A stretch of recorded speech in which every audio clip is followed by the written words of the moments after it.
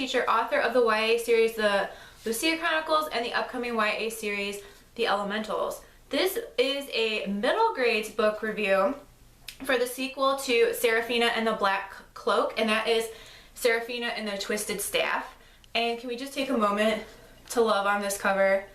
It's amazing. And just like in the Black Cloak, the wolves and the animals in Serafina are kind of like a matte texture while the rest is gloss. And this book takes place in the same setting. We have Serafina, who is the CRC, which is the chief rat catcher of Biltmore Estate. And this is all about how Serafina comes into learning about who she is. She finds out in the last book that her mother is a catamount, which is a woman who can change into a mountain lion. And Serafina learns that the man who raised her, who she calls her pa, is not her biological father, but he loves her all the same, and he raised her from when she was very small. And basically, this kind of carries over a little bit of the darkness and the dark magic from the Black Cloak, but this time a man appears and he's got this twisted staff, and he seems to be intent on destroying Biltmore Estate, which, you know, is Serafina's home.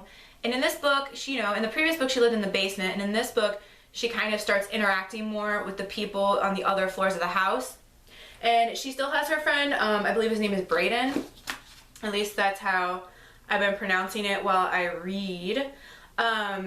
So basically, she starts exploring. It starts right away, just like in the Black Cloak, the action happens right away. She sees this mysterious man, and she also notices that all the animals seem to be leaving the forest that surrounds Biltmore Estate, which, if you don't know, that is a real place in Asheville, North Carolina. And in this book, the author gives a little bit more detail about that. But the animals are all leaving because of this dark force that's coming.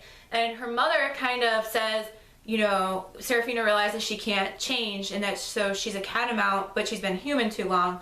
And so her mother kind of pushes her away to protect her, but then some bad things start to happen at Biltmore Estate, and Serafina gets blamed for them. So then she's pushed away from there, and she kind of doesn't know what to do with herself. So then she encounters this man with the twisted staff, and he is representative of the dark force and why the animals are disappearing. So she has to figure out what he wants, who he is, and why he wants to destroy Biltmore Estate. Just like the Black Cloak, this book is fast-paced. The narrative storytelling is spot on. It's very descriptive. Some of the language is a little old-timey due to the historical time period of the setting. Also, some of the dialogue might be difficult for some readers just because they use Appalachian mountain talk kind of. And so it really, for a reader, it really immerses you in the setting, but for a struggling reader, it might possibly be a little difficult for them. But overall, I thought it made the characters endearing, and I find Serafina so likable, and she's just really adventurous, and she has such a big heart.